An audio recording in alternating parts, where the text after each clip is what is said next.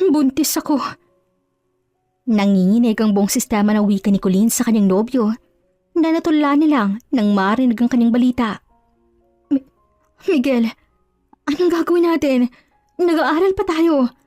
Sigurado akong itatakwil tayo ng mga magulang natin kapag nalaman nila ang tungkol sa bagay na to.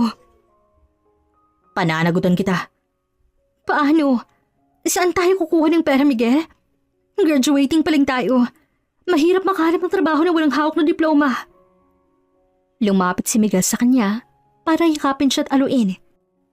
Hinalikan siya nito na puno ng paninigurado. Ako nang bahala sa inyo ng magiging anak natin. Pananagutan kita. Bubuhayin ko kayo at ingatan. Mahal kita, Colleen. Kayo nang magiging anak natin. Napayakap na lang si Colleen sa kanyang nobyo dahil natatakot siyang sa mga oras na yon. Hindi niya alam kung paano haharap yung kanilang magiging buhay. Sa edad na 19 at 20, sina Miguel at Colleen ay maagang naging mga magulang.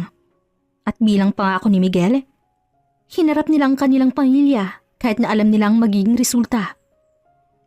Nasaan ang utak mo, Colleen? Matalinong bata ka. Alam ko na may laman yung ulo mo. Pero bakit hindi mo ginamit yan bago ka bumuka ka, ha? Napayuko nilang si Colleen habang tinatanggap ang pandudurong ginagawa ng kanyang ina habang pinapagalitan siya nito matapos malaman na nagdadalang tao siya. Kaya ka nga namin pinag-aral sa Manila na gusto namin ng magandang kinabukasan sa'yo. Pero mas pinili mong lumandi at magpabuntis ng maaga. 1 taon na lang, Colleen. Sana nag-isip-isip ka na. 1 taon na lang at ka-graduate ka na sa kolehiyo. Sana naghintay ka na lang 1 taon bago ka magpabuntis. Sa tingin mo, anong buhay may bibigay sa'yo ng lalaki na kabuntis sa'yo, ha? Ay mukhang hindi marunong magbatak ng buto yung boyfriend mo eh. Pananagutan ko po si Colleen. Ay dapat lang, iho.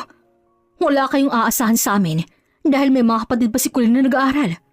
Mas pagtutuon na namin ang pansin ng mga yon kaysa sa diskasyanan yan. Wiset, maalas sa buhay.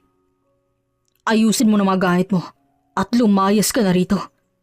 Kahit na kailan, ay huwag ka nang babalik dito dahil hindi ka na namin kilala. Hindi ka na makakarinig o makakatanggap ng kahit ano sa amin. Harapin niyo yung pinili ng landas at panindigan niyo ang pagpapadala niyo sa init ng katawan niyo. Tinalikuran sila ng kanyang mga magulang kaya naman napahigbi na lang si Colleen. Agad naman siyang dinalaw ni Miguel upang patahanin. Nasasaktan siya pero alam niyang kasalanan din naman nila dahil hindi sila nag-iingat ni Miguel. Ano? Buntis yung girlfriend mo? Opo pa. Gusto ko pong panagutan si Colleen. Dapat lang, Miguel. Hindi kita pinalaki para mamuntis ng babae. Tapos tutuwaran mo lang? Anong balak nyo ngayon? Ibabahay ko na po si Colleen pa.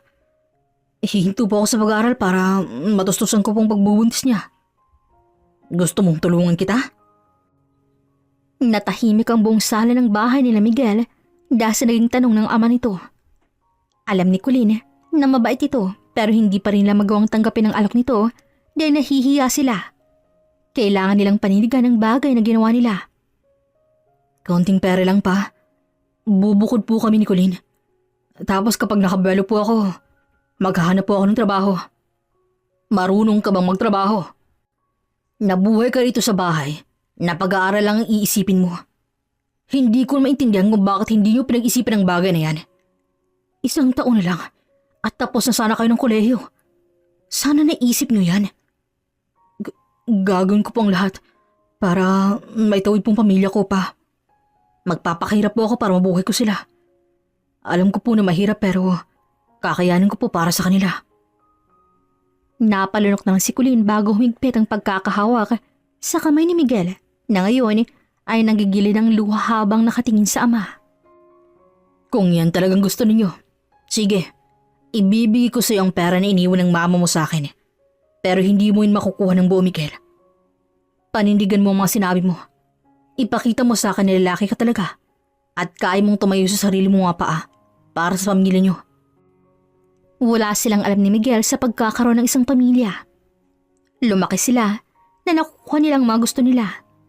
Tanging pag-aaral lang ang obligasyon nila sa kanilang pamilya hanggang sa mangyari ng hindi nila inaasahan. Miguel, Kumain ka na muna bago matulog. Sabi niya sa nobyo na pabagsak na naupo sa sofa pagka-uwi nito galing trabaho. Nag-apartment sila kaya naman kinailangang mag-double job ni Miguel. Nagbebenta rin online ng mga cosmetic products si Colleen, pandagdag sa ipon nila. Anong ulam natin? Nagprito ko ng itlog saka hotdog. Yun na naman. Mahina man ang boss ni Miguel, pero mababa kasi ng pagkadismaya rito nang marinig ang sagot niya.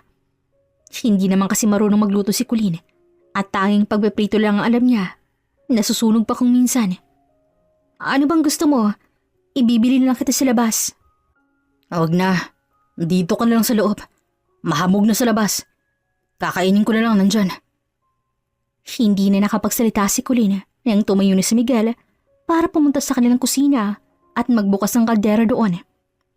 Napahagat na lang sa kanyang pang-ibabang labi si Colleen dahil pakiramdam na wala siyang kwentang partner. Dahil hindi maling nga malutuan ng masarap na ulam si Miguel na pagod galing sa kanyang trabaho. Nahihiyang lumapit si Colleen kay Miguel na ngayon ay naghuhugas na ng pinagkainan nito. Miguel? Bakit? May gusto kang kainin? Wala. Gusto ko lang sanang mag-sorry. Siya naman. Hindi ko kasi alam kung paano ang gagawin dito sa bahay. Hindi ko alam kung paano maglaban ng mga damit natin. Hindi ko kayang magluto ng ulam, Miguel. Pati ang paglilinis, hindi ko magawa. Nananakit ang balakang ko sa tuwing kumikilos ako ng kumikilos. Huminga ng malalim si Miguel bago magpunas ng kamay at lapitan siya. Tipid ng ngiti ang pinakita ng lalaki sa kanya bago siya nito halikan sa noo. Hindi mo kailangang gawin ang lahat ng yon. Dahil andito naman ako. Pagod ka tuwing uuwi ka galing trabaho. Gusto ko sanang paghainan ka kahit na masarap na ulam. Hindi puro itlog at hatog na lang nakakain mo. Tingnan mo, ang payat-payat mo na. Ano ka ba?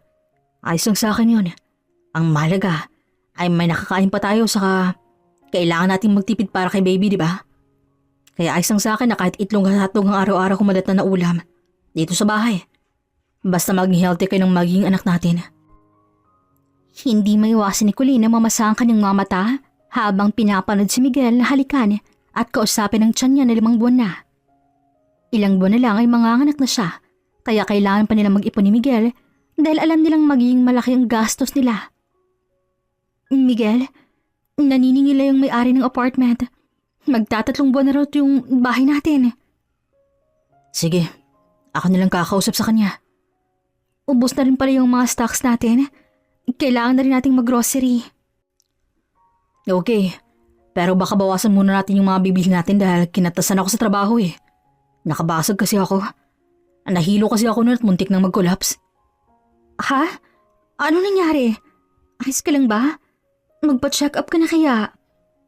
Ngumiti si Miguel sa kanya bago siya nito yakapin at halik-halikan sa mukha. Okay lang ako. Yung pampa-check up ko, itabi na lang natin para kay baby. Bibili tayo ng crib kasi nakakangawat daw yung pagiging palaging karga si baby.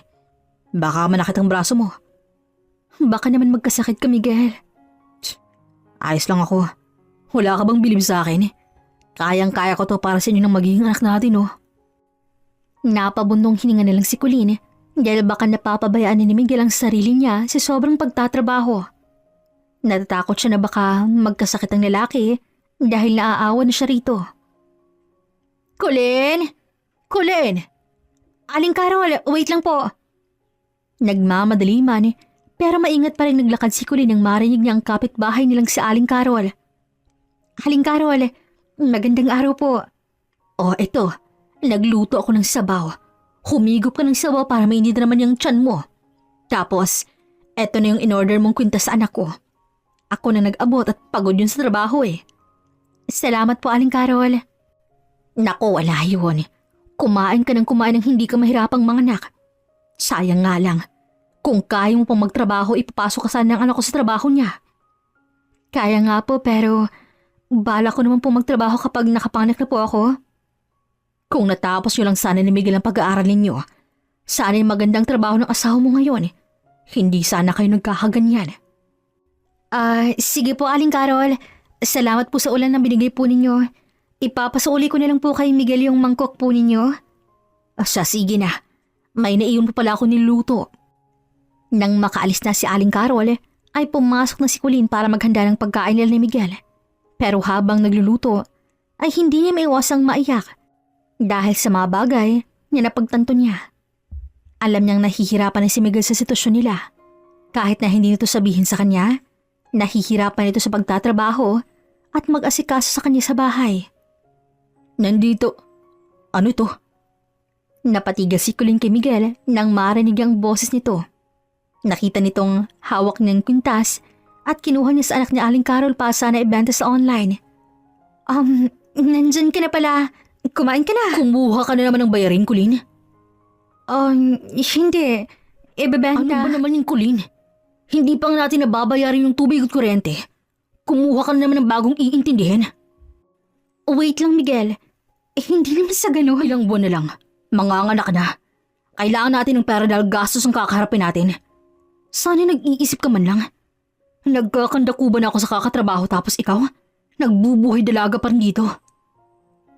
Isang malakas na sampala ang ginawa ni Colleen sa mukha ni Miguel nang dahil sa mga sinasabi nito. Sunod-sunod na tumulo ang mga luha sa kanyang mga mata dahil sa masakit na salitang binitawan ni Miguel. Ano? Pwede na ba ako magsalita? Pasensya na kung hindi ko magawang makatulong sa iyo. Kasi mahina yung benta ko sa cosmetic product. Kaya kumuha ko ng mga kwintas para subukan kong ibenta yan sa online. Kasi gustong-gusto kitang tulungan, Miguel. Napaupo na lang si Colleen dahil kanina niya pa gustong umiyak ng umiyak. Dahil naiisip niya na kung nakapagtapos kaya sila ng pag-aaral ni Miguel, mararanasan kaya nila ang gantong hirap ng buhay. Kung nakinig kaya sila sa mga magulang nila, aabot kaya sila sa gantong sitwasyon ni Miguel? Pagod ka na ba? Nahihirapan ka na ba sa sitwasyon natin, Miguel? Sabihin mo lang kung ayaw mo na. Kung napapagod ka na. Kasi ako, pagod na ako, Miguel. Hindi ko alam kung kaya ko ba. Kung makakaligpas pa ba tayo rito? Hindi na kita kayang makitang nahihirapan ng ganyan. Colleen, sorry. Sorry, hindi ko sinasadya. Pagod lang ako, sorry.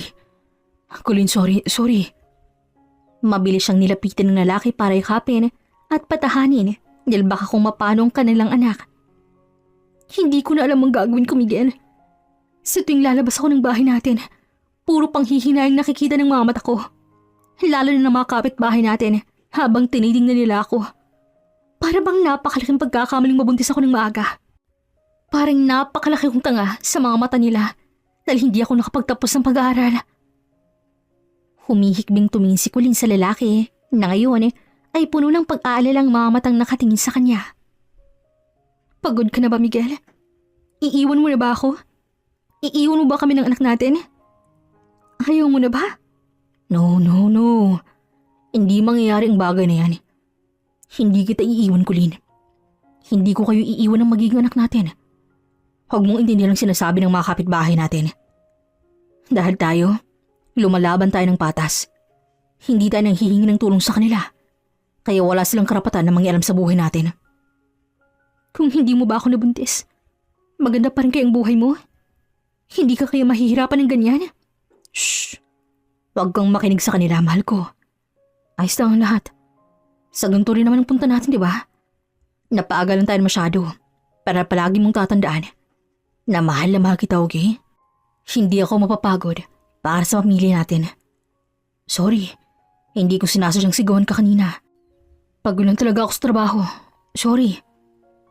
Naramdaman ni Colleen ang mainit na yakap ni Miguel sa kanya habang hinahalikan siya nito sa ulo. Kaya naman bahagya ng kumalma ang kanyang damdamin. Mahal na mahal kita, Miguel. Mahirap. Sobrang hirap para kina Miguel at Colleen na tumayo sa sarili nilang mga paa. Lalo na't dapat ine-enjoy pa nila ang kanilang buhay sa ganung edad. Ngunit dahil kailangan nilang harapin ang tunay na buhay, wala silang ibang nagawa kung hindi ang maging malakas at matatag sa bawat pagsubok na kanilang haharapin. Kahit na dumating sa puntong nakakaramdam na ng pagod sila Miguel at Colleen, hindi nila hinayaang binitawan ng isa't isa. Ang kanilang anak ang naging dahilan at lakas nila sa mga oras sa pinanghihinaan sila ng loob. Hanggang sa dumating ng araw na sinilang na ni Colleen ang kanilang panganay, kaya naman walang pagsida ng kanilang kaligayahan habang pinapanood ang kanilang munting anghel. Ito nang simula ng bagong buhay ko, Lynn. Dito na magsisimula ang pamilya natin. Oo, hindi na ako mapaghintay na malaga at mapalaki siya, Miguel. Napakasaya ako na kayong naging pamilya ko. Namasa ang kanilang mga mata habang nakatingin sa kanilang anak na si Angela. Lahat ay ginagawa nila upang mabantayan at maalagaan ng maayos ang anak. Tuloy pa rin sa pagtatrabaho si Miguel dahil mas lumaki ang kanilang gastusin. Maayos naman ang kanilang buhay noong unang mga buwan na makapanganak si Colleen. Pero di nagtagal ay may napansin siyang kakaiba kay Miguel. Nagising si Colleen dahil sa iyak ng kanilang anak. Miguel, ikaw nga munang magpadede ka, baby Angela. Antok na wika ni Colleen dahil maghapon siyang nag-aalaga ng kanilang anak. Miguel, umiiyak si baby Angela. Sinubukang idilat ni Colleen ang kanyang mamata para tingnan ng lalaki sa kanyang tabi. Pero nagtaka siya nang makitang wala ito sa kama. Kahit na nahihilo pa, ay bumangon na si Colleen para patahanin ang kanyang anak. Shh! Tahan na po, baby. Inilibot ni Colleen ang paningin para hanapin si Miguel na sigurado siyang katabi niya ito bago siya makatulog. Nagtataka siya na wala na ito sa kanyang tabi. Napatingin siya sa pinto ng kwarto nila nang bumukas ito at pumasok mula roon si Miguel na bagong ligo pa. Oh, Colleen, bakit gising pa kayo? Isan ka galing? Gabi na. Nagpa-load lang. Kakatapos ko lang din maligo nung makita kong ubos ng load ko kaya lumabas muna ako. Dapat bukas ka na lang lumabas. Ang delikado sakali ng gantong oras. Ayos lang ako. Akin na si baby Angela. Ako nang magpapatulog sa kanya. Ikaw, matulog ka na ulit dun sa kama. Lumapit si Miguel sa kanya para kuhanin ang anak nila pero natigilan siya nang humalimuyak ang amoy ng lalaki. Malayong-malayong amoy nito sa mga sabon na nasa banyo nila. Napalunok na si Colleen at napatitig dito. Bakit? Nagugutom ka ba? Hindi. Matutulog na ulit ako. Nagtataka man ay naglakad na lang pabalik sa kama si Colleen. Makailang beses siyang napalunok at napapaisip na sigurado siyang hindi ganun ang amoy ng sabon na ginagamit nila ni Miguel.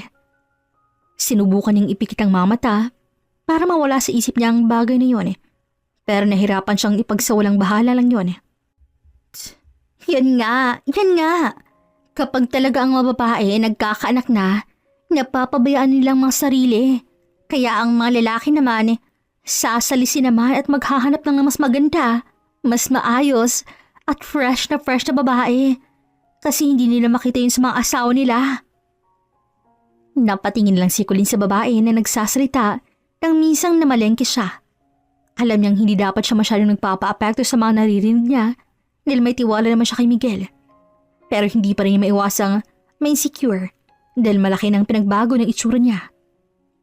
Lumaking balakang niya, medyo tumaba rin ang katawan niya. Hindi na rin siya nakakapag-ayos tulad dati at hindi na rin niya nagagawang maayos ng sarili niya kaya napapaisip siya kung nagsisawa na ba sa kanya si Miguel at baka meron na tong iba tulad na naririnig niya sa mga nag-uusap sa palengke. Pero kahit na ganoon, pilit pa rin yung nilalabanan ni Colleen dahil malaking tiwala niya kay Miguel kahit namin napapansin na siyang kakaiba dito.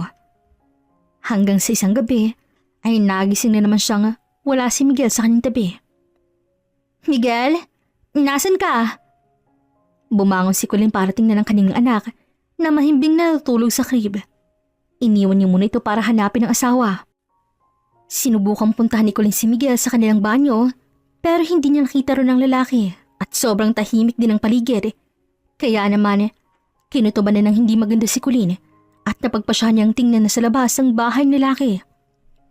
Saan naman kaya nagpupuntang lalaki niya ng gantong oras?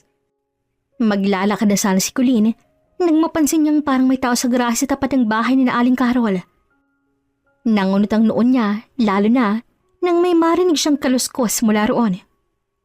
Miguel, nandyan ka ba? Kahit na nilalamig at medyo kinakabahan at nagsimula nang maglakad si Colleen palapit sa garahe. At nang makalapit siya roon ay napahawak na siya sa kanyang bibig dahil sa kanyang naabutan. Miguel? Kahit na madilim, alam ni Colleen, Sigurado siyang si Miguel ang lalaki na katalikod sa kanya, habang nakatingala at tila saing-say sa kung anong bagay. Nang marinig ang boses niya, ay agad napalingon si Miguel sa kanya. Colleen! Nagmamadali itong tinas ang short at lumapit sa kanya. Pero makailang ulit lang na umatras si Colleen para iwasan ng lalaki. Huwag mo akong hahawakan. Colleen, Magpapaliwanag ko.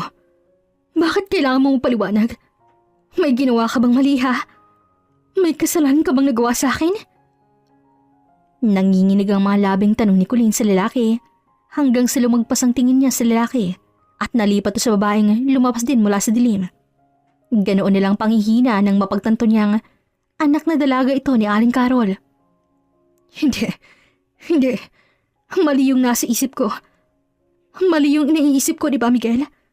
Hindi tulad ng naiisip ko yung nangyari ngayon, di ba? Sunod-sunod na umiling si Colleen dahil ayaw niyang maniwala. Ayaw niyang paniwalaan ng mga bagay na tumatakbo sa isip niya. Pero nakita niyang mga ebidensya para patunayan ng mga yun. Colleen, please, magpapaliwanag. Baboy! Napasigaw na lang si Colleen dahil sa nag-uumapaw na galit sa kanyang puso. Baboy ka, Miguel? Napaka-baboy mo! Magpapaliwanag ako, Colleen. Huwag mo kong hahawakan dahil nandidiri ako sa'yo. Wala kang kaluluwa, Miguel. Nakakadiri ka! Wala ka sa sinampal ni Colleen ng lalaki na aligaga at hindi alam kung paano siya pakakalmahin dahil nakakabulabog na sila ng mga kapitbahay. Ano? Masaya ba? Masarap ba, Miguel? Sumagot ka! Masarap ba, ha? Alam mo, napakakapal ng mukha mo. Sobrang kapal ng mukha mo. Ipinangako mo sa mga magulang natin na magpapakama ka sa magiging anak natin. Sabi mo, panininigan mo ako. Sinabi mo rin na bibigyan mo kami ng magandang kinabukasan. Pero ano itong ginagawa mo, Miguel? Sagutin mo ako. Bakit mo ito nagawa sa akin, ha? Ano ba yun? Hating gabi na'y nagwawala pa. Napatingin silang lahat kay Aling Carol. Nakakalabas na ng bahay at mukhang nalimpungatan na dahil sa ingay ni Colleen. Napahikgin na lang si Colleen bago mapatingin sa matanda at sunod ay sa anak nito. Oo, aaminin ni Colleen na maganda ang anak ni Aling Carol at sexy. Dalaga rin at mukhang naaalaga ng sarili pero hindi niya pa rin maintindihan ang dahilan ni Miguel para gawin to sa kanya. Colleen, magkaaway na ba kayo ni Miguel? Teka, bakit nasa labas ka, Samantha? Gabi na ah. Sandali nga. Ano bang nangyayari ha? Hating gabi na at nandito pa kayong lahat sa labas ng bahay. Aling Carol. Ma, tara na sa loob. Saan ka pupunta? Tatalikuran mo na lang kami? Andito pa si Miguel oh. Mukhang hindi pa yata kayo tapos na dalawa. Colleen. Oh, bakit Miguel? Ayaw niyong malaman ni Aling Carol yung kababuyan na ginagawa ninyo? Ano bang nangyayari talaga, Colleen? Ma, Aling Carol, yung anak niyo't ang lalaking to. Nakita ko kanina sa dilim. Aling Carol, may ginagawa silang... Hoy, Colleen. Alam ko na madalas kayo magtalo ng asawa mo. Pero wag na huwag mong papartangan ng ganyan ng anak ko. Nagulat na lang si Colleen ng galit na bumaling si Aling Carol sa kanya. Totoo hong sinasabi ko, Aling Carol. Nakita ko mismo ng dalawang mata ko ang kababuyang ginagawa ng anak niyo at ni Miguel. Akala ko'y anghel yung anak niyo. May tinatago rin palang kalindian sa katawan. Ayusin mo yung pananalita mo. Bakit hindi niyo tanungin yung anak niyo nang malaman yung totoo, Aling Carol? Tanong niyo si Samantha para sa kanya mismo manggalang katotohanan yun. Ano ang sinasabi ni Colleen ha, Samantha? May katotohanan bang mga yun ha? Pinanood ni Colleen kung paano mamutla ang mukha ni Samantha nang harapin ito ni Aling Carol. Nanginginig ang buong katawan ni Colleen pero gustong-gusto niyang sabunutan ng babae. Pero pinipigilan niya lang ang kanyang sarili dahil alam niyang kapapanganak niya lang. Magsalita ka. Sabihin mong malit hindi totoong sinasabi ni Colleen. Ma, sorry ma. Isang malutong na sampalang ginawa ni Aling Carol sa mukha ng anak. Dahilan para mapayuko na lang ito dahil sa labis na kahihiyan. Malandi ka? Kadalaga mong tao? Papatol ka sa may asawa at anak na? Nasaan ang utak mong bata ka? Ginagamit mo ba yan o puro alindog lang talaga yung puhunan mo? Nakakahiya ka. Hinila ni Aling Carol ang buhok nito para ipasok sa loob ng bahay nila. Panay naman ang iyak at pakiusap ni Samantha na itigil nilang ginang ginagawa. Pero hanggang sa makapasok sa loob ng bahay ay naririnig ni Colleen na nagtatalong mag-ina. Kaya naman pumasok na rin siya sa loob ng kanilang bahay at dumiretso sa kanilang kwarto para ayusin ang gamit nila ng kanilang anak. Colleen, ano yung ginagawa mo? Bakit nag-empake ka? Saan kayo pupunta ng anak natin ha? Nilapitan siya ni Miguel at sinimulang ilabas ang mga gamit nila sa kinuha niyang bag. Huwag mo akong hahawakan. Lumayo ka sa akin dahil kinikilabutan ako sa iyo, Miguel. Kinikilabutan ako sa kayupang ginawa mo. Pero, hinarap ni Colleen ang lalaki at dinuro ito sa dibdib. Ano pa bang hindi mo maintindihan sa sitwasyon natin ngayon, Miguel? Hindi mo pa rin ba naiintindihan, ha? Gusto mo bang isampal ko pa sa makapal mong pagmumukha ang bagay na yon? Sige, pagbibigyan kita. Pinahid ni Colleen ang luhang naglandas sa kanyang pisngi at matapang na tiningnan ang lalaki sa kanyang harapan. Maghiwalay na tayo at aalis kami ng anak mo. Hindi Colleen. Ayoko. Huwag naman ganito Colleen oh. Huwag tayong maghihiwalay. At anong gusto mong gawin ko? Magpakatanga sa'yo? Kalimutan ang nakita ko? Magpanggap na ayos lang tayo, ha? Ganun bang gusto mong mangyari, Miguel? Puntsa naman! Napahawak na sa kanyang bibig si Colleen at saka napahagulhol dahil ang bigat-bigat na ng kanyang dibdib at parang kumikirot din ang kanyang puso. Miguel, sabihin mo nga sa akin kung may nagawa ba akong mali para gawin mo sa akin ang bagay na to. Para magawa mo maghanap ng iba? Hindi ka na ba masaya sa akin? Hindi na ba ako sapat sa'yo? Pangit ba ako sa paningin mo? Hindi. Kung ganoon, bakit? Bakit mo nagawa sa akin to? Alam kong naging mabait ako sa'yo. Lahat ng kaya ko ginagawa ko para makatulong sa'yo. Hindi pa ba sapat yun? Kulang pa bang effort at pagmamahal na binibigay ko para sa pamilyang to? Alam mo, hindi ko maisip eh. Hindi ko alam kung anong iisipin ko, Miguel. Para akong mapapaliw. Para akong tatakasan ng bait sa mga oras na to. Sorry.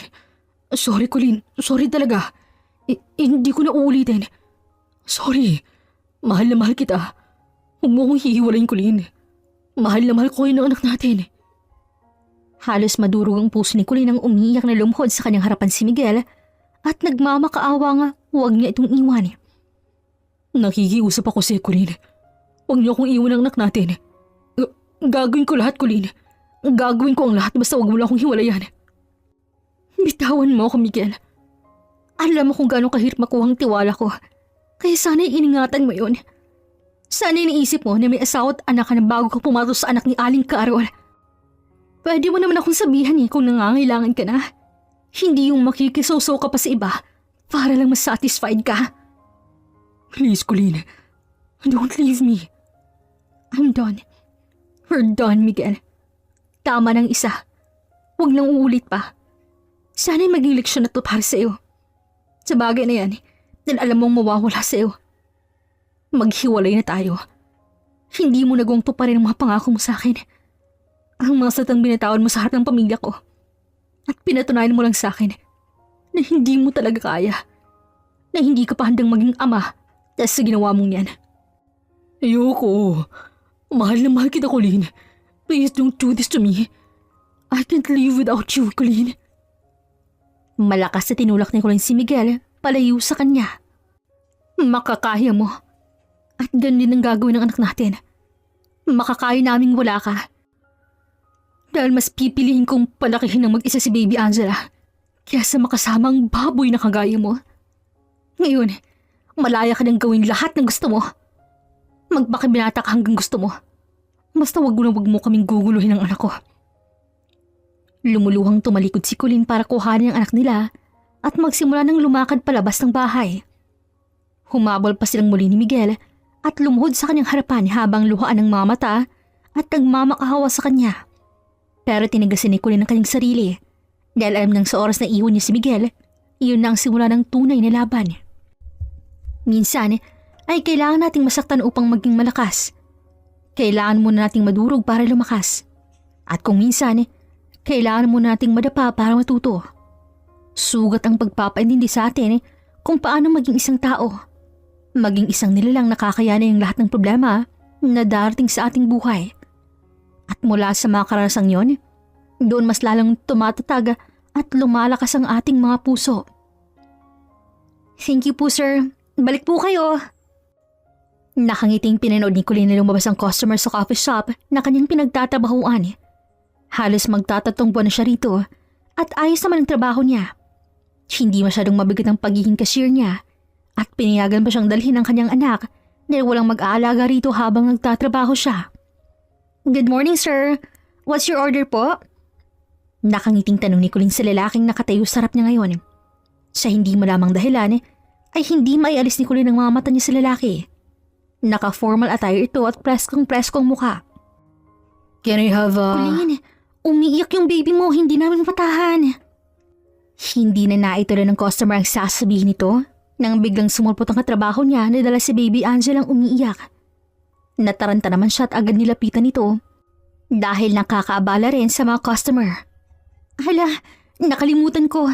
Iinom na pala siya ng gatas. Ikaw na muna rin ha. May inuutos pa kasi si manager sa akin eh. Hala, may customer.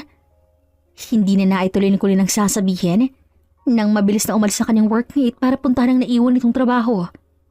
Hindi na alam ni Colleen ang kanyang uunahin dahil hindi niya mabitawan ang kanyang anak. Marami na rin nakapila sa counter. Ala, wait. Paano ba to?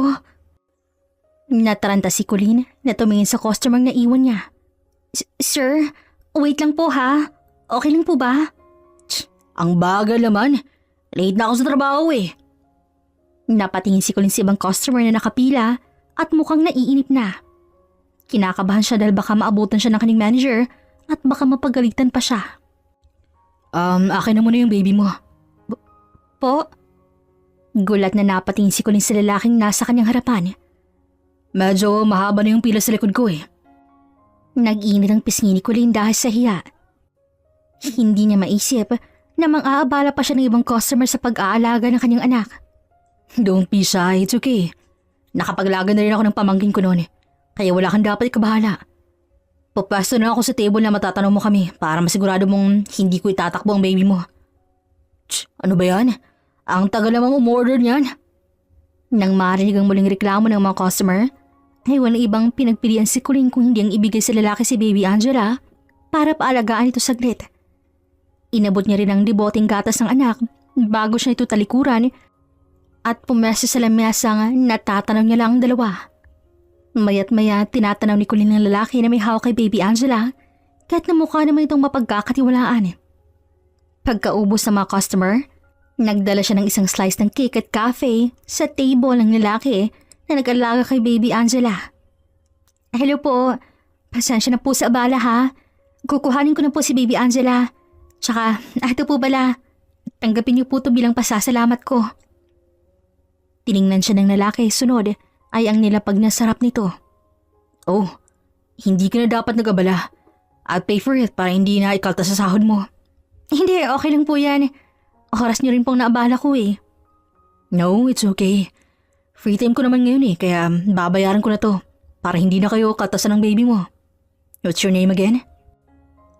Colleen po. Colleen Pangilinan. And this is my baby. Angela Pangilinan Alvanzado. Oh, she has a daddy? Nasaan ang daddy niya? Bakit nagtatrabaho ka rito at dala mo pa ang baby mo? Saglit na natigilan si Colleen dahil sa naging tanong ng lalaking nasa harap niya. Dahil ngayon na lang ulit may nagtanong tungkol kay Miguel. Mukhang napansin naman ng lalaki ang biglang pagtahimik niya. Oh, I'm sorry. That's rude of me. It's okay if you're not... Okay lang po yun. Ang totoo po niyan hiwalay na po kami ng papa nitong si baby Angela. Kaya po single mom ako. Wala pong ibang mag-aalaga kay baby, kakailangan ko siyang dalhin sa trabaho ko. Oh, I'm sorry to hear that. By the way, I'm Lorthon Taranza. It's nice meeting you, Colleen. Tsaka, huwag mo na ako masyadong pinupo. Pakanamdam ko tuloy ang tanda ko na. Hala, sorry po. Sorry. Para ka kasing CEO sa datingan mo eh. Tumaas ang makilay ng lalaki bago mahinang matawa at mapailing sa kanyang harap. I am Colleen. CEO talaga ako sa kumpanya na pagmamayari ng pamilya namin. And I'm impressed with your story. Sakto. Alam mo bang naghahanap ako ng personal assistant ko? Bago lang kasi ako sa posisyon ko na to eh. Kaya medyo nahihirapan pa ako mag-adjust. Kung interesado ka, may i-offer ako sa'yo. Wow, talaga? Ano yun? You will be my personal assistant. And after that, ikaw at si Baby Angela ay tutuloy ng libre ang lahat sa bahay namin. Papasweldohin din kita ng tama para hindi ka lugi. Hoy, totoo po ba yan? Baka mamaya scammer ka ha? Natawan lang si Lorton dahil sa sinabi niya. Kinuha nito ang wallet at naglabas ang calling card mula roon saka inabot sa kanya. Kung gusto mo magpa-legit check, walang problema. Nandiyan ang contact number at address ko. Kung sakali mo na makapag-desisyon ka na, tawagan o puntahan mo na lang ako. Una na ako sa'yo ha. Dahil tumakas na talaga ako sa office namin eh. Hindi na nakapagsalita si Colleen nang tumayo ni si Lorton para umalis. Pero bago pa ito humakbang palayo, ay yumuko muna ito kay Baby Angela para magpaalam bago nagmamadaling umalis. Aalis na rin sana si Colleen nang makita niyang lamasang inupuan ni Lorton na may iniwang pera para ibigay niyang pagkain dito. Parang hinaplos naman ang puso ni Colleen dahil sa kabaitan na taglay ng binata. Kaya naman matagal bago siya makapagdesisyon tungkol sa baging sinabi nito. Ilang ulit niya pang tinanong ang kanyang sarili bago siya makapagpasya. Hello, Baby Angela. Masayang bati ni Lorton sa anak niya nang magkita silang muli. Hello, pasensya na sa abala. Don't mention it. Huwag mong isiping nakakabala ka sa akin. Ano, may desisyon ka na? Nahihiyang tumango si Colleen. Magiging praktikal na siya dahil kailangan niya ng maayos trabaho kung saan makakapag-ipon siya at mababantay niya pang mabuti ang anak niya. Kaya naman tinanggap niya na ang alok ni Lorton. Tulad ng ipinangako nito sa kanya, isinama nga siya nito sa bahay at doon pinatuloy ng walang bayad at libre lahat. Hindi nga nagbibiro ang lalaki na CEO ito at tunay na mayaman. Ang akala ni Colleen ay mahihirapan siyang makisama sa pamilya ni Lorton. Pero nagkamali siya dahil tulad ng lalaki, mababait din ito at halos ituring na silang parte ng pamilya. Happy birthday, Baby Angela! Halos hindi na mahangiti ng maayos si Colleen nang mag-isang taon na ang kanyang anak. Bonggang-bonggang venue dahil sinabay na nito dito ang binyag at sa lahat ng gastos ay wala siyang inilabas kahit na piso dahil ang pamilya ni Lorton ang gumastos lahat. They're very happy with Baby Angela. Hindi ba sobra itong ginagawa niyo sa amin, Lorton? Una, pinatira niyo kami ng libre sa bahay ninyo. Tapos may sweldo pa ako dahil nagtatrabaho ko sa iyo. Tapos ngayon, pamilya mo pa rin ang gumastos sa birthday at binyag ni Baby Angela. Nahihiya na ako sa totoo lang. Hush, Colleen. Kusang ginagawa ng pamilya kong bagay nito. Kaya dapat wala kang ikahiya. Lalo na't wala ka namang ginagawang masama sa amin. Mabait ka. Kayong dalawa ng baby mo.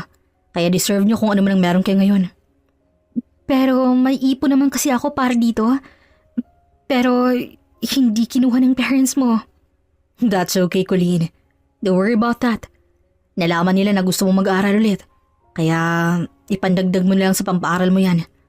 At kung sakali man na kakailangan mo ng tulong, magsabi ka lang sa akin. Tutulungan kita.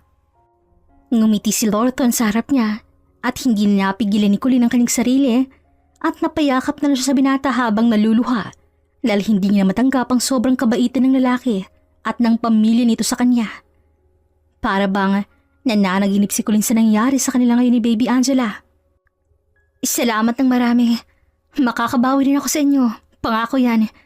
Masusuklian ko rin ang lahat ng kabutihang ginawa niyo sa aming mag-ina. Basta maging maayos at masaya lang kayo. Ay okay na sa akin. Sa amin ni na, Mommy. Kaya mag-ingat kayo palagi ni Baby Angela. At always be happy, Colleen. Always smile. Para hindi ka mabilis tumanda. Excuse me? 20 pa lang ako, no? At anong akala mo sa akin? 30 anyos? Hoy, ining. 24 pa lang ako, ah. We, mukha ka ng senior citizen eh. Hoy, anak ng... Hindi na naituloy ni Lorton ang tangkang paghabol nito sa kanya dahil may dumating na mga businessman at kinausap ang lalaki. Napapangitin lang si Colleen habang pinapanood ang binatang seryosong nakikipag-usap sa kapwa nito negosyante. Hindi niya lubos isipin na sa dami ng pinagdaanan nila ng kanyang anak, makakatagpo pa rin sila ng mga taong kahit lang tanggapin at pahalagahan, maging sino man sila. Kaya naman hindi na sinayang ni Colleen ang pagkakataon at muli siyang magpatuloy sa pag-aaral para abutin ang kanyang mga pangarap na iniwan na sa kanyang nakaraan. Congrats, Mommy! Tumitiling lumapit si Angela kay Colleen nang makababa na siya ng stage dalang diplomang halos 5 taon niyang pinaghirapan. Thank you, baby ko. Congrats, Colleen. Napatingin si Colleen sa lalaking lumapit sa kanila. May dala itong bouquet of flowers para sa kanya. Napangiti na lang si Colleen nang makita ito. Lorthon, ang layo mo na talaga. Hindi nandito lang ako sa harap mo Silly. What I mean is, look at yourself now. Partner na kita sa negosyo. Tapos graduate ka na ngayon. Ang layo na ng narating mo. At hindi ko magagawa lahat ng to kung hindi dahil sa'yo. Kaya salamat, Lorthon. Isa ka sa naging inspirasyon ko. Nagkatingin sina Colleen at Lorthon na may ngiti sa kanilang mga labi. May sinasabi ang kanilang mga mata na hindi nila magawang maisalita. Kikis na yan sila. Napakurap na lang sina Colleen dahil sa gulat na sinabi ng kanyang anak. Nag-iiling pisnging tiningnan niya ang kanyang anak. Angela, saan mo nakukuha yan Mommy, tinuro po ni teacher sa amin yun. Nagkikis daw po ang dilang tao kapag love po nilang each other. Love mo po si Papa Lorton ko, diba? Angela! Love ni Mommy si Papa Lorton. Stop teasing your mom, Angela. Let's go eat something to celebrate your mom's graduation. Napapailing lang si Colleen habang pinapanood ang dalawa na magsanib para sa mga gusto nito. Hindi na rin nagtataka si Colleen kung bakit sobrang lapit sa isa't isa ng dalawa. Dahil kasama niya si Lorthon na magpalaki kay Angela at ito nang kinalakahan na ama ng anak niya at nagpapasalamat siya dahil kahit na kailan ay hindi pinaramdam ni Lorthon kay Angela na hindi niya ito tunay na anak. What do you want to order, Angela? I want... Colleen? Gulat na napatingin sina Colleen sa lalaki na bigla na yung lumapit sa kanila habang nasa restaurant sila upang mag-celebrate. Ganoon nilang panlalaki ng mga mata ni Colleen nang mapagtanto niya kung sino ang nasa harap nila ngayon. Miguel? Mommy, kilala mo po siya? Napatingin si Miguel sa anak nila nang magsalita ito. Is your daughter? No, that's my daughter. Oh, bakit? Tinatanggalan mo na ako ng karapatan sa anak nating dalawa? Samantalang sarap na sarap ka nung ginagawa. Hindi na naituloy ni Miguel ang sinasabi nito nang sampalin ito ni Colleen. Anong dahilan mo para lapitan mo pa kami Tahimik na ang buhay namin, Miguel. Because that's my daughter too. And you're mine, Colleen. Ilang taon lang naman tayong hindi nagkita. Mukhang nabihisan ka lang din. Pero bakit ganyan ka magsalita? Bakit?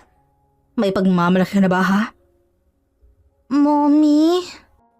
And if she does, wala akong nakakitang dahilan para magkaroon ka ng pakialam sa kanila. Because you choose to let go your family for your own satisfaction. Parang nakahinga ng maluwag si Colleen nang marinig ang boss ni Lorton na nakabalik na sa table nila. Hinawakan nito ang balikat ni Miguel at bahagyang tinulak palayo sa kanya. Oh, sino naman to? Bago mo, Colleen? Galing mo rin pumili Ano, mas masarap? Tumigil ka na, Miguel. Bakit ako titigil? Akin kay ni Angela. Ilang taon mo rin akong tinaguan. Oras na para bumalik ka sa akin. Wala nang babalik sa'yo. Because they're mine. Sa akin na sila Colleen at Angela. At wala ka ng karapatan sa kanila. Bakit? Natikman mo na ba si Colleen mas nauna ko namang natikman yun Hindi na sumagot si Lorton dahil malakas itong sinuntok si Miguel dahil para bumagsak sa lupa ang lalaki. Mabilis na bumangon si Miguel at handa nang gantihan si Lorton nang biglaan lang sumigaw si Angela. Don't hurt my papa! Ano ba? Tumigil ka na. Stay away from us. We're done. Wala na kaming kailangan sa'yo. At sana'y ganun ka rin. Hayaan mo na kami maging masaya, Miguel. At maging masaya ka na din sa buhay na meron ka. Let's go. Kinuha ni Lorton si Angela na ngayon ay umiyak na bago hawakan ng lalaki ang kamay niya at hilahin na paalis sa lugar na yon. Hindi na sila hinapol ni Miguel, pero nang tingnan ni Colleen ng lalaki ay ngumisi ito sa kanya. Are you okay? Yes, uwi na tayo. Simula nang makita nila si Miguel, hindi na napalagay ang kanyang damdamin. Pakiramdam niya ay nasa paligid lang nila si Miguel at pinagmamastan sila. Hindi na nawala ang kaba sa kanyang dibdib at mukhang napansin niyo ni Lorton. Colleen? Yes? Wala ka na naman sa sarili mo. Tinatanong ko kung anong gusto mo kainin. Sorry Lorton. May problema ka ba? Natatakot ako. Saan? Nakita tayo ni Miguel. Nakilala ka niya. Natatakot ako na baka guluhin niya ulit yung buhay namin ni Angela. At baka inamay ka pa niya. Yan bang inisip mo? Kaya ka palaging wala sa sarili mo? I can't stop thinking about him, Lorton. Kilala ko si Miguel. Alam kong gagawin niya lahat. Makuha lang gusto niya. He will do everything for his own satisfaction. And I'm scared that one day, he will show up again and hurt us. Hindi ko kaya, Lorton. Colleen, bakit hindi ko nagsabi sa akin na ganyan ang nasa isip mo? You're carrying it all by yourself. Natatakot ako, Lorton. Hindi ko na magawang sabihin sa'yo dahil ang dami mo nang nagawa para sa aming dalawa ni Angela. Ayaw na kitang mapahamak pa. Napahikbi na lang si Colleen dahil hindi niya na alam ang kanyang gagawin. Kaya naman tumayo na si Lorton para lapitan at patahanin siya. Niyakap siya ng lalaki. Ano pa't naging pamilya tayo? I will protect you and Angela from your ex-partner. Gagawin ko ang lahat para malis ang takot sa puso mo, Colleen. Sasaktan ka rin niya, Lorton. I don't care. Kung kailangan kong sumuli ng bala para siyang dalawa ni Angela, gagawin ko. I'm the man of this family. Kaya hindi mo kailangang makaramdam ng takot. As long as I'm here, our family will be safe in any danger. Napayakap na lang si Colleen sa lalaki. Ilang taon na silang magkasamang dalawa, pero hindi niya pa rin nagawang aminin sa lalaki ang tunay niyang nararamdaman dahil natatakot siyang baka masirang samahan lang dalawa kapag tinawid niya ang boundaries silang dalawa ni Lorton. Kaya in-enjoy na lang ni Colleen kung ano man ang meron sila ni Lorton dahil alam niyang darating ang araw na kailangan nilang maghiwalay. Kaya bawat segundong lumilipas na magkasama sila ay pinapahalaga na ni Colleen. Mommy, papasok na po ko. Nagmamadaling nilagay ni Colleen ang lunchbox ni Angela sa bag nito bago lumabas ng kusina dahil papasok nito sa eskwelahan. Galingan mo sa school, okay? Ako ang susundo sa'yo mamaya. Yay! Yes, Mommy. See you later po. I love you po. I love you too, baby ko. Alis na kami. Sumunod ka lang sa office mamaya, okay? Okay. Mag-iingat kayo, ha? Nakangiting pinaro ni Colleen sina Lorton at Angela na pareho nang papasok. Pero habang pinapanood ng dalawa, ay hindi mapalagay si Colleen. Para siyang may nakaligtaan. Parang may hindi tama pero hindi niya masabi kung ano yun. Huminga siya ng malalim at nagsisisipan ng mga bagay na tumatakbo sa kanyang isip dahil alam niyang magiging ligtas sila tulad ng pinangako ni Lorton sa kanila. Abala siya sa pag-aayos nang tumunog ang kanyang cellphone at number ni Lorton ang lumitaw roon. Kaya agad niyang sinagot to. Hello, Lorton? Naihatid mo na ba si... Colleen? Nang marinig ang paos na boss ni Lorton, ay kinabahan si Colleen dahil hindi naman ganun ang lalaki sa tuwing tumatawag ito sa kanya.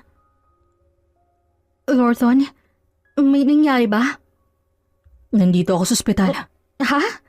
Anong ginagawa mo riyan? Ano nangyari sa'yo? Sandali, pupuntahan kita. Abot-abot ang kaba ni Colleen na nagtungo siya sa ospital sa sinabi ni Lorton sa kanya. Naabutan niyang lalaki sa emergency room na may benda pang ulo at puro galas ang mukha at braso. Lorton, what happened to you? Puno ng pag-aalalang nilapitan ni Colleen ang lalaki at agad itong niyakap. Halos maiyak siya dahil sa inabot ang lalaki. I'm sorry, Colleen. Ano ba? Bakit ka nagsasorry? Wala kang kasalanan.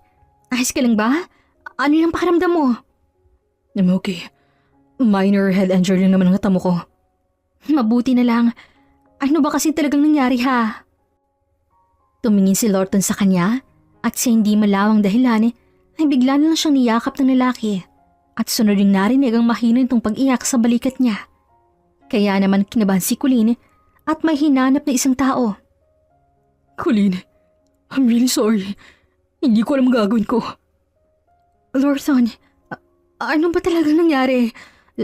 Tsaka si Angela, naihatid mo ba siya? Naihatid mo ba siya nang ligtas sa school nila? Diba, Lorton? Please, tell me na walang masamang nangyari sa anak ko. Sorry, Colleen. Hindi ko rin alam ang nangyari. Anong hindi mo alam? Nasaan ang anak ko, Lorton? Tell me. May bumanggang kotse sa amin and I lost my consciousness. At ang sunod kong natatandaan ay hawak na ni Miguel si Angela. Napahawak na lang sa kanyang bibig si Colleen dahil sa labis sa pagbigla. Dahil sa dami ng pumasok sa kanyang isip at sa sobrang pagbigla ay bigla na lang nandilim ang kanyang mga paningin at hindi na alam ni Colleen ang mga sunod na nangyari. Oh my God, I swear to God, magiging kriminal ako kapag may hindi magandang nangyari kay Angela. Nagising si Colleen dahil sa galit na boss ni Lorton. How dare he, ha? I'm gonna kill him. Pwede bang kumalma ka muna? Paano kung kakalma? Kung alam kong nasa kapamakan ng anak ni Colleen? Paano kung magagawang pakalma ng sarili ko? Kung alam kong bumalik yung lalaki na nakit sa babaeng mahal ko? At ngayon, nanggugulit siya? Tell me how to calm myself, Dad. I'm gonna rip your tongue out of your mouth kapag hindi ka pa tumigil sa kakasigaw riyan. Katahimikan ng sumalubong kay Colleen nang magmulat na siya ng mga mata. Nasa kwarto siya at maraming taong bumungad sa kanya. Nang mapansin ng mga to nagising na siya, ay si Lorton ang unang lumapit sa kanya. Are you okay? Napatitig na lang si Colleen sa mukha ni Lorton. Hindi niya alam mga manangyari, pero nang makita niyang bandage sa ulo ng lalaki, ay parang bumalik ang lahat sa kanyang alaala at nagmamadali siyang umalis sa kanyang kama. Kailangan ko silang hanapin. Hawak ni Miguel yung anak ko. I have to make a plan. I will find them. I have to... Colleen, calm down, please. Please. Calm down, Colleen. No, hindi ko magagawang kumalma, Lorton. Napahawak na lang sa kanyang bibig si Colleen bago sunod-sunod na tumulo ang luha sa kanyang mga mata. Lorton, hawak niya yung anak ko. Baka kung ano pang gawin niya sa anak ko. Kailangan ko silang hanapin. Kasi hindi sanay si Angela ang wala ko sa tabi niya. Iiyak si Angela, Lorton. Matatakotin siya, kaya alam kong iiyak siya. I don't want her to cry. Please, please, let's find them. Napakapit lang si Colleen kay Lorton bago siya mapahagulhol sa harap nito. Agad naman siyang niyakap ng lalaki para aluin. Shh. We'll find them, okay? We will. Everything will be alright, Colleen. I promise. Babawin natin si Angela kay Miguel. Pangako yan.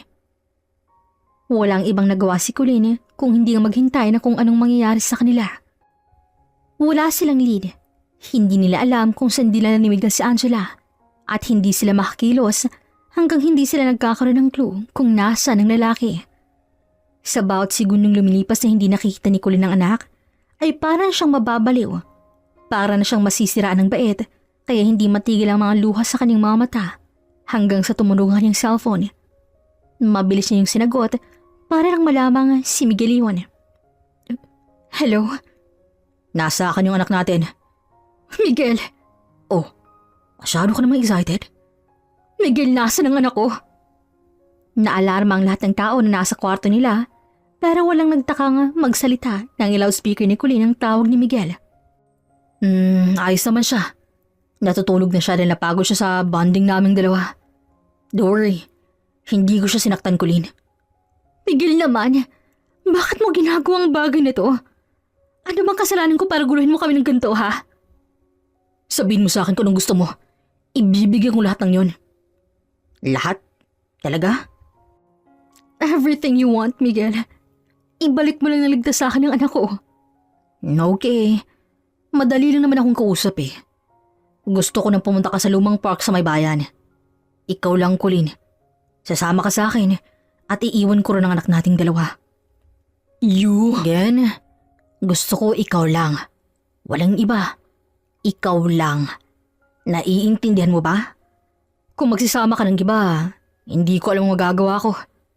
Miguel! Hindi na naituloy ni Colleen ang kanyang sasabihin nang ibaba ni Miguel ang tawag. Kaya naman, nanghihina siyang napaupo sa kama. No, you're not going there. I have to, Lorton. Kaligtasan ni Angela na kasalalay dito. Mas importante sa akin ang kaligtasan ni Angela kaysa sa sarili kong kaligtasan.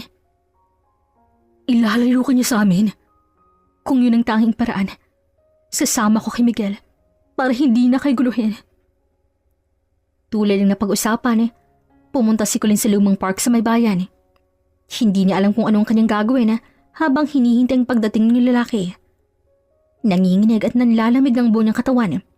Pero pilit niyang maging kalmado hanggang sa may isang sasakyang huminto sa kanyang harapan. Mabilis tumayo si Colleen sa kanyang kinauupuan nang lumabas roon si Miguel kasama si Angela na nakangiti habang nakatingin sa kanya. Mommy! Angela! Mommy, I missed you so much po. You didn't come with us, Mommy. Miguel is so kind po, Mommy. He take care of me at pinakain na po ako ng masarap na foods. Niyakap ng mahigpit ni Colleen ang anak, ang hindi niya napigilan na mapaluha na sa labis na pag-aalala na nararamdaman niya para sa anak. Walang galos, walang gasgas, at ligtas na ligtas sa akin ang anak natin. Galit na tumingin si Colleen kay Miguel. Tumayo siya at malakas itong sinampal. What's wrong with you, ha? Bakit dinami mo ang bata sa kabaliwan mo, ha? Mommy? Hindi mo alam kung anong traumang binigay mo sa bata dahil sa ginawa mo. Sinaktan mo pa si Lorton para sa sarili mong kasiyahan. Ang ganyan ka na ba ka-selfish, ha? Wala ka pa rin pinagbago, Miguel. You're still the same Miguel that I met 5 years ago. Mas malala ka pa ngayon. Nakatingin lang si Miguel sa kanya habang sinisigawan niya ito sa mukha. Walang mababasang kahit anong emosyon sa mukha nito habang nakatingin sa kanya kahit na pagsampal-sampalin niya ito. Lorton, is that your new lover? What? 5 taon. Sinubukan kitang hanapin. Kayo ng anak ko. Pero kahit hibla ng buhok niyo, hindi ko nakita. Until one day, I saw you with our daughter. Pero may kasama ka ng ibang lalaki. At alam mo ba na sobrang sakit para sa akin makita yung sarili kong anak na may ibang lalaking kinikilala? Hindi nakapagsalita si Colleen. Nakatingin siya kay Miguel na kalmadong nagsasalita sa kanyang harapan. Mababa kasi ng sakit sa boses at mata nito habang nakatingin sa kanya. Alam ko na nagkasala ako.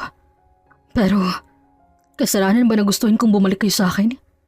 Na makuha ko ulit yung mag-ina ko? I missed you so much, Colleen.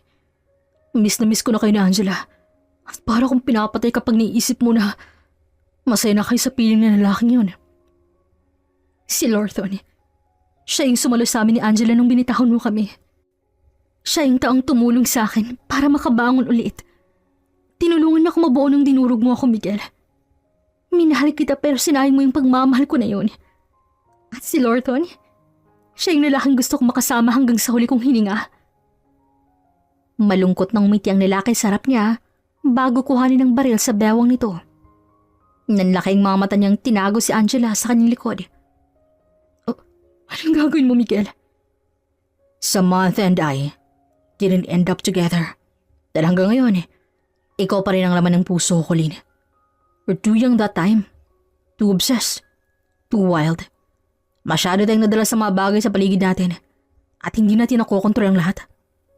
At ngayon na nakita ko nasa maayos na kalagayan ka ni Angela, I have nothing to worry. Miguel, tama lang ginawa mo.